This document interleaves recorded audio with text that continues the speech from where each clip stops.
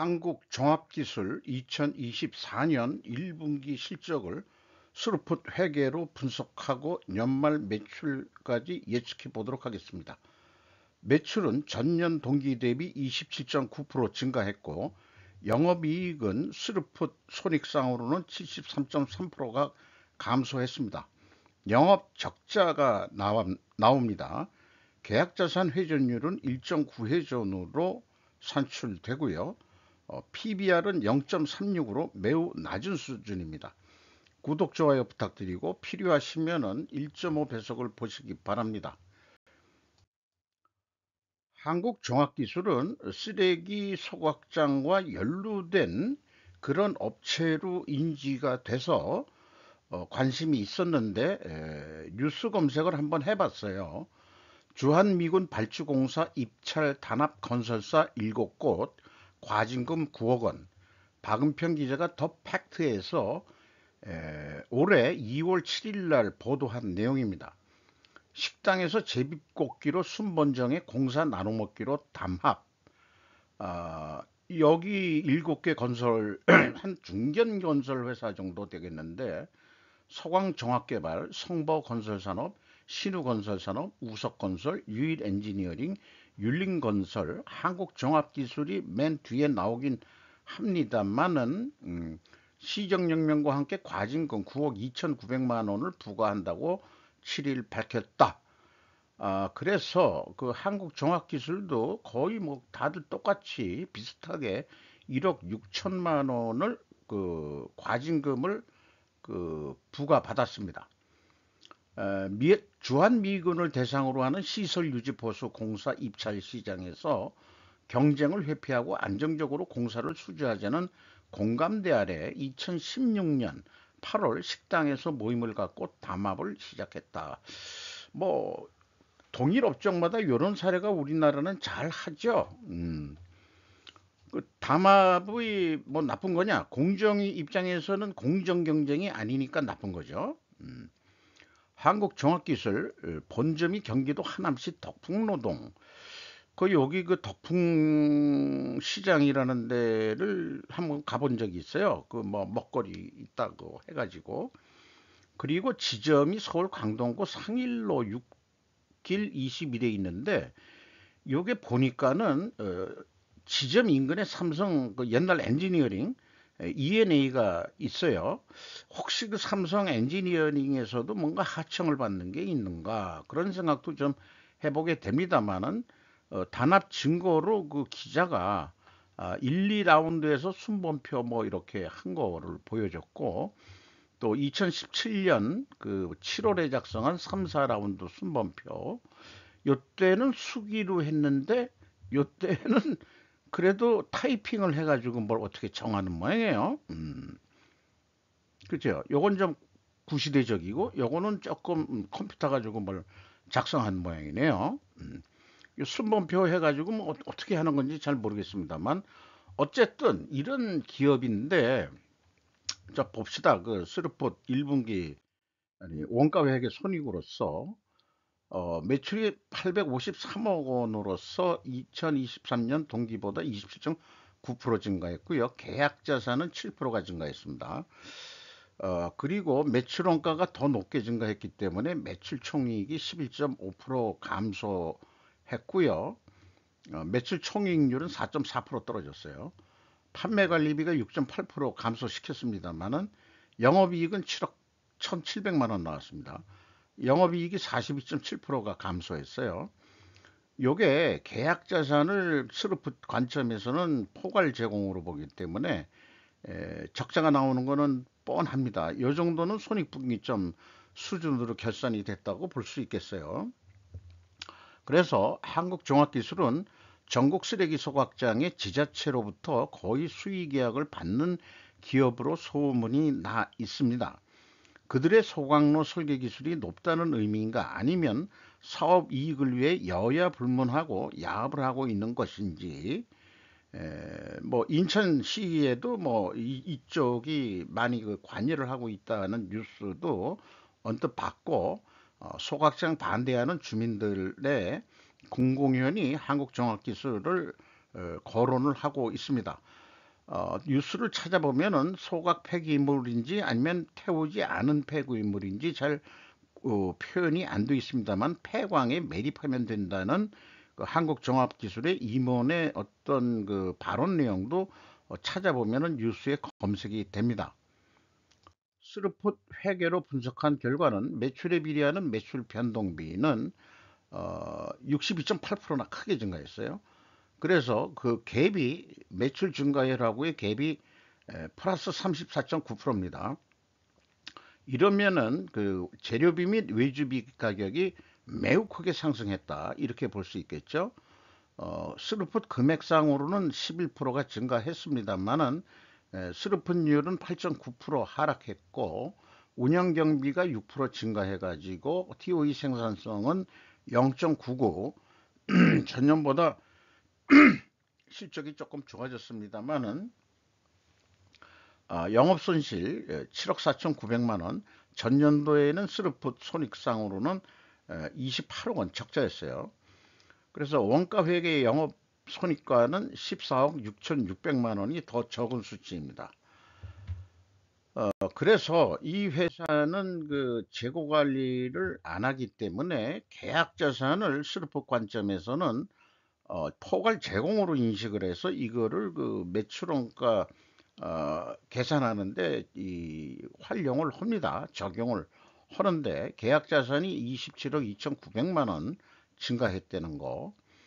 그리고 계약 부채를 참고적으로 이제 그 관심을 쓰기 시작했는데 계약 부채가 더 많다는 것은 향후 해야 될 일이 더 있다는 의미로서의 그런 측면에서는 이 플러스적인 시그널이라고 할 수 있겠습니다.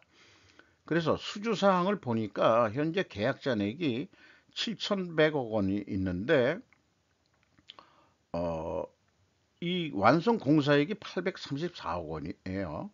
그런데 이제 1분기 매출액이 853억 원이니까 이 회사는 그 분기마다 회계 기간 개념을 집어넣은 것 같습니다.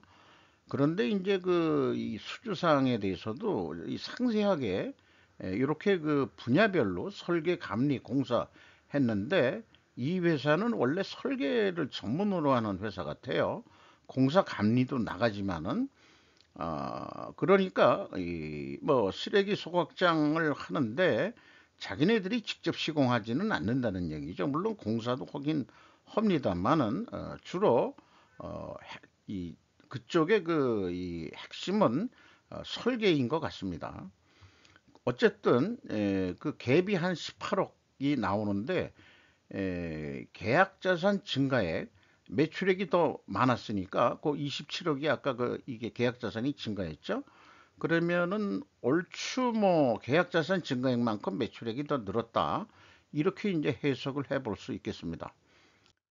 비용의 성격적 분류를 그 이 재료비라는 게 재료비하고 외주 용역비가 있어요. 그쪽에서 한 게. 그래서 그거가 이제 매출원가 재료비라고 얘기할 수 있겠죠. 그게 91.7%나 크게 증가했습니다. 운영 경비는 6% 증가했고요. 그 운영 경비에서 판매 관리비를 뺀 게 이제 현장 어, 운영 비용, 건설 비용이 되겠습니다. 이렇게 좀 많이 나가네요. 직접 건설 공사도 하는 게 있을 수도 있고, 그렇습니다만은 아마 그 설계 하는 그 직원들의 그런 것은 판매 관리비가 아니고 아마 그 매출에 그 직접 들어가는 거니까 설계 직원들의 인건비나 이런 것들은 다 그 이 매출원가로 들어갈 것 같습니다. 이 워킹 코스트에 들어가지 않겠냐 이런 생각을 해보게 됩니다. 가공 비율이 현장 건설 비용이라고 표현할 수도 있겠는데요. 이 설계가 주된 회사니까 사무실에서 작업하는 설계가 주된 금액이 될 수도 있겠죠. 8%가 감소했고 상대적으로 재료비 그러니까 외주비하고 재료비가 그 8%가 증가했습니다. 그래서 여기에서도 우리는 재료비 및 외주비가 크게 상승했다라고 2차 추론을 해낼 수 있겠습니다. 재고자산 매출원가 회계 투명성은 재고자산을 운영 안 하고 있기 때문에 에, 의미가 없습니다만은 총 건설 비용은 재료비하고 그 외주비가 들어가기 때문에 비교를 해보면은 27억 2,900만 원인데 이제 스루폿에서 요거 그 계약자산 증가액만큼 차이가 나는 거죠. 그런 차이는 이제 제가 만든 거나 마찬가지죠. 요런 경우는 계약자산을 포괄 제공으로 인식하니까. 그런데 이제 그 현금 흐름표 기준 전체 재고 자산은 아니 재고 자산이 아니고 계약 자산을 보면은 계약 자산이 현금이 21억 2,600만 원 나갔는데 재무 상태표로는 27억 2,900만 원이 증가했어요. 6억 원 돈이 계약 자산이 어디서 갑자기 늘었다 이거예요. 요런 것들이 이게 작년하고는 또 거꾸로지만은 요런 게 계약 자산을 현재 진행한 것보다 음, 속된 말인가 일본 말로 그냥 하겠습니다. 훅가시 넣은 거 아니냐, 부풀린 거 아니냐, 6억 원만큼 이렇게 오해할 소지가 있죠. 그런데 계약 부채는 일치하기 때문에 더더욱 그런 느낌을 받습니다. 그 작년 같은 경우는 이 현금이 71억 9,900 나갔는데 거꾸로 또 계약 자산이 증가한 거는 65억 6,200분이 증가를 안 했어요. 그러니까 이 경우는 6억 3,700만 원의 현금이 어디로 날라갔다. 또 이렇게 해석할 수도 있는 거겠죠. 그래서 이게 뭔가 이런 게 발생되는 게 그럼 뭐냐? 그러면은 이건 아마 대손상각 비용이 아니겠느냐? 이렇게 마이너스로 되는 것은 환입을 잡고 이렇게 그 플러스로 된 건 손실로 잡는 거 아닐까? 제가 반대로 얘기하는 아니죠. 요게 플러스가 환입을 잡아서 계약 자산이 증가하는 거고 그다음에 요거는 손실 이렇게 되는 것 같습니다. 뭐 대손상각으로 그냥 인정을 해 주자고요. 운영 경비로서 인건비가 353억 원, 매출이 853억 원인데 한 인건비만 350이 들어가는 회사네요. 그러니까 여기는 인건비만 중점적으로 봐도 될 것 같습니다. 다른 비용보다도. 운영 비용 대비 인건비 비율이 70%나 해당되죠. 직원 수가 1,729명이나 됩니다. 매우 많은 거죠. 중견기업에 매출이 853억 분이 못하는데 직원이 1,729명이나 있다. 대단한 건데 그래도 인당 연봉을 보면은 8,190만 원으로서 중견기업 수준은 될 것 같습니다. 1.6% 인상이 됐을 것 같아요. 노동 생산성이 또 크게 올랐어요. 그 다음에 지급 수수료가 65.9%나 크게 증가했습니다. 뭐 감가상각비 이런 거는 이제 고정적으로 나가는 거니까 어떤 비용이 늘어났느냐, 왜 저기 영업 비용이 왜 줄어들었느냐 이런 거 보면은 역시 그 인건비하고 이런 지급 수수료 이런 금액들이 크게 나가가지고 영업이익이 크게 줄었다. 저기 매출액은 증가했는데 이런 생각을 하게 됩니다. 그런데 이 회사의 임원 현황을 이렇게 보면은 이게 모두 그 4명, 5명, 6명, 7명, 8명의 등기 임원이 있어요. 김지현 씨가 이제 CEO로 돼 있는데 1962년생에 사장으로 돼 있고 나머지 그 등기이사가 다 전무, 상무, 전무 이렇게 돼 있는데 경영 지원을 하는 사람들입니다. 그러니까 현업부서에 있는 사람들은 등기임원이 없어요. 영업부 사람들은. 그리고 이제 사회이사들은 이제 감사위원회 뭐 이런 건 이제 형식적으로 두고 있죠. 우리나라는.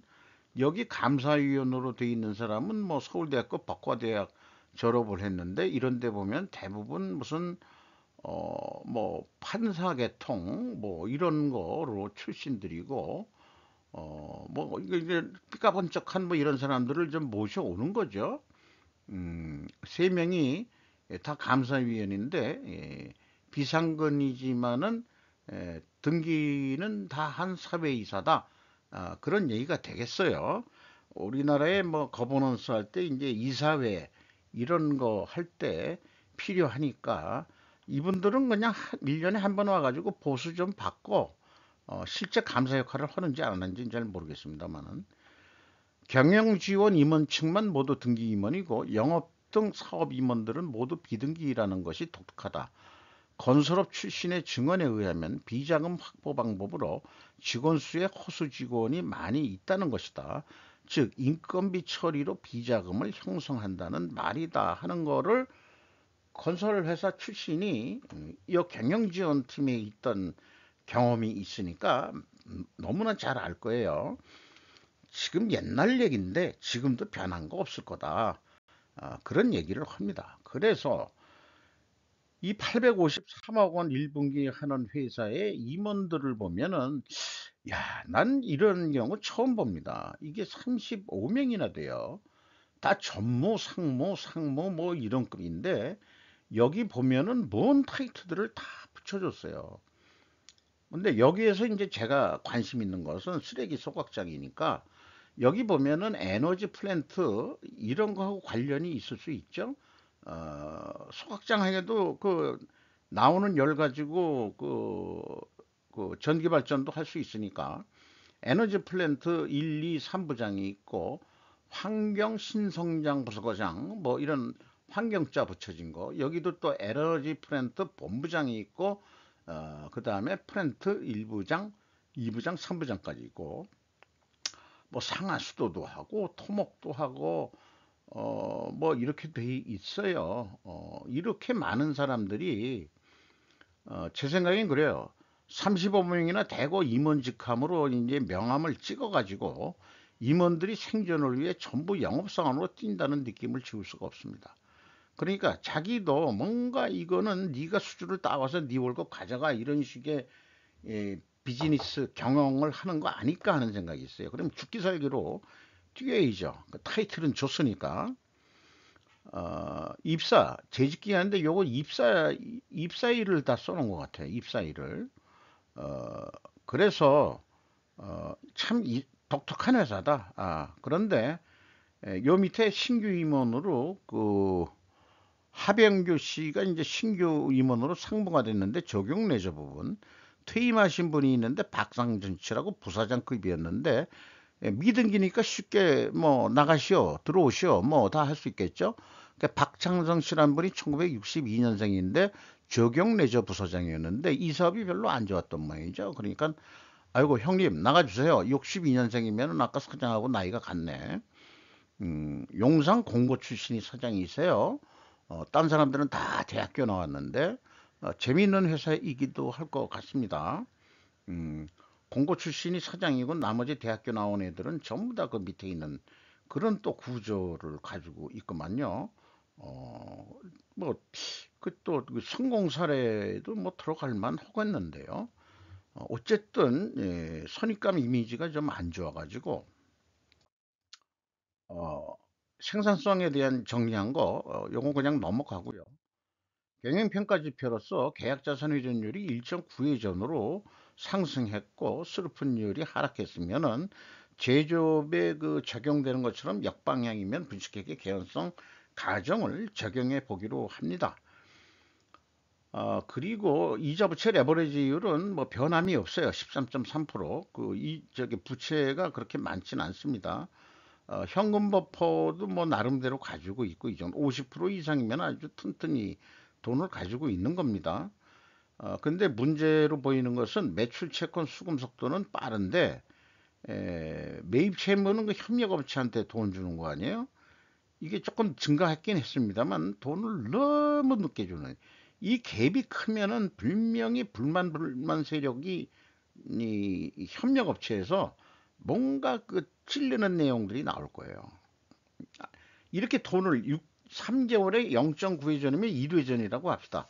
3개월에 한 번 수금해가지고 어떻게 영업을 비즈니스를 할 수 있겠어요? 자기네들은 물론 2.9회전에서 5회전으로 돈을 빨리 받아 먹으면서 여유자금이 생기고 이자 부채도 뭐 별로 같고 아까 현금 버퍼도 여기 충분히 있지 않습니까?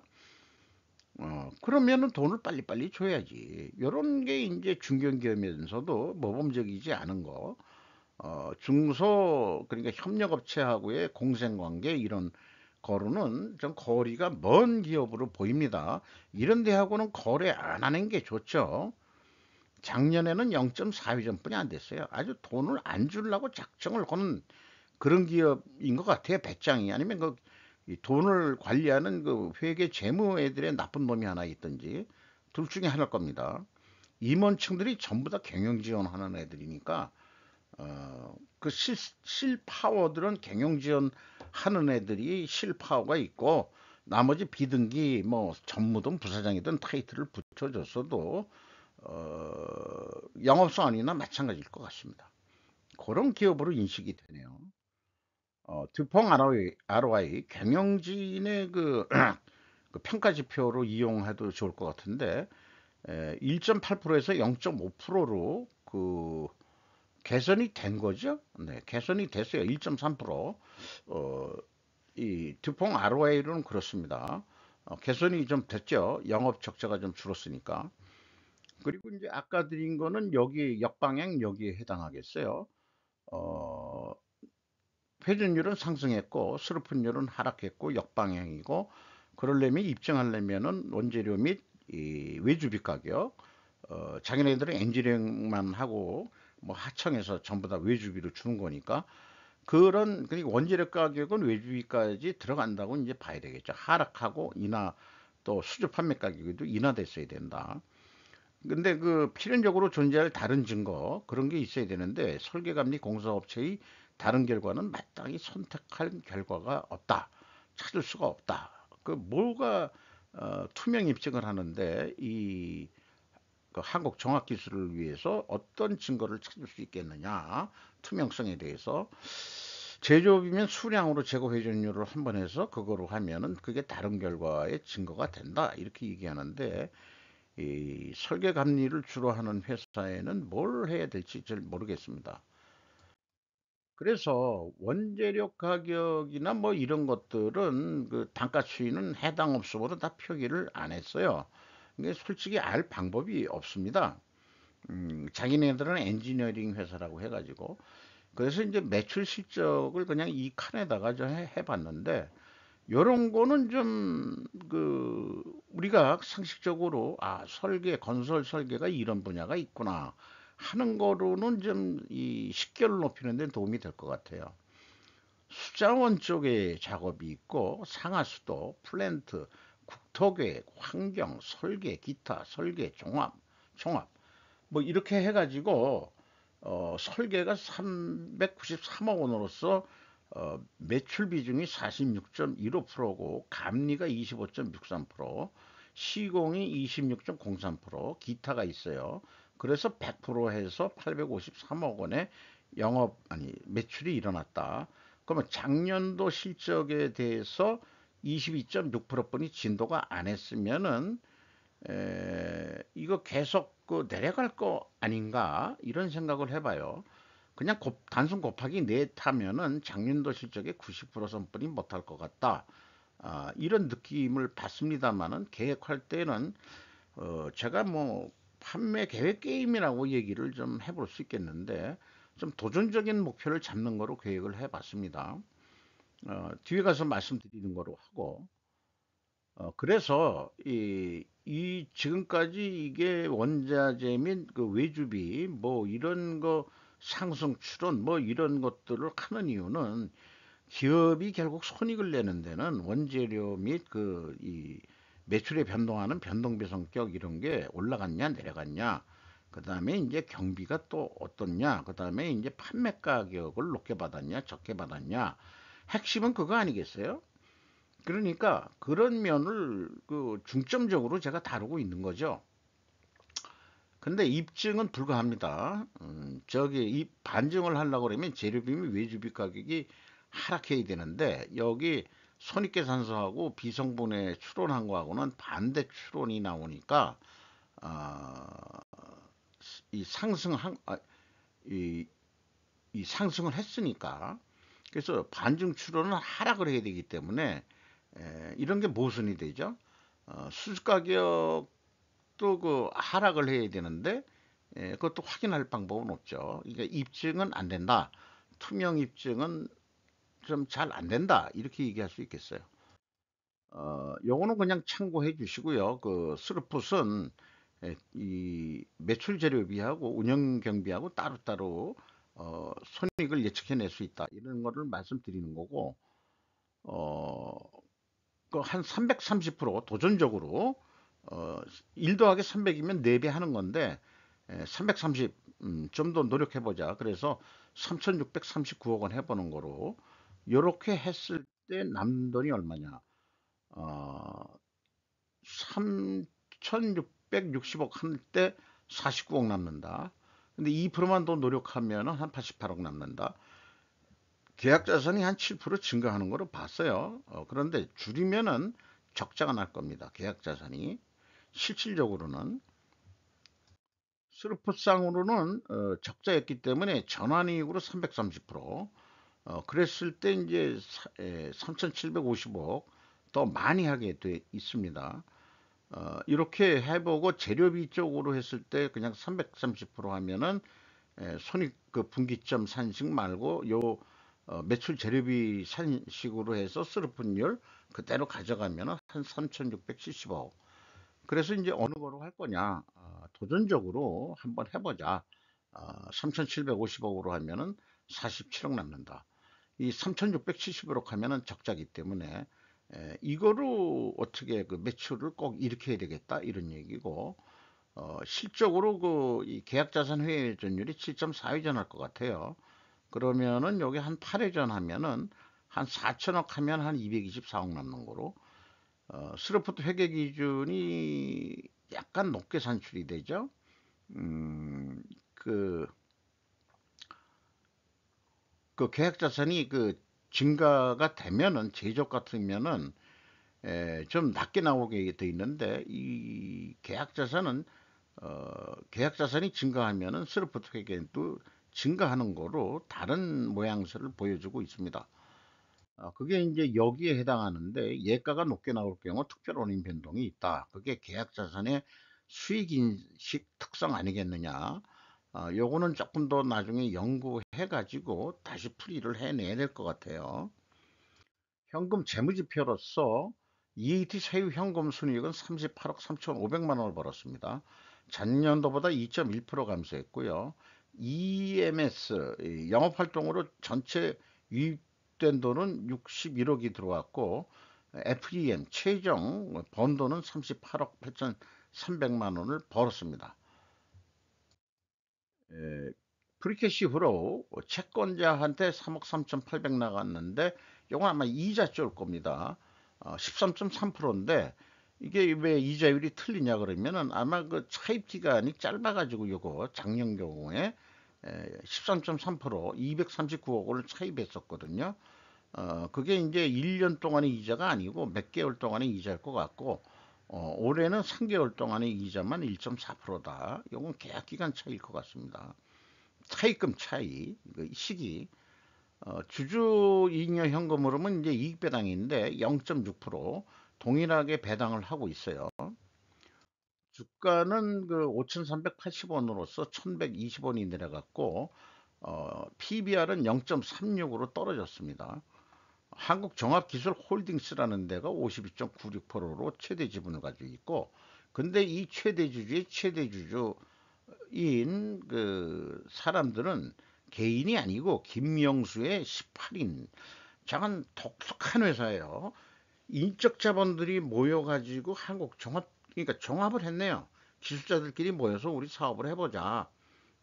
거기에서 이제 뭐 대표가 되는 사람은 그 실력이 있든지 뭐 있든지, 제 개인적인 생각으로는 비즈니스 그 사업 근성이 있어가지고, 이 건설업이란 게 뭔가 로비도 잘하고, 이런 사람들, 음, 저간 이 종합기술홀딩스라는 데도 18명이나 그 사람들이 다 더해봐야 3.45%뿐이 안 돼.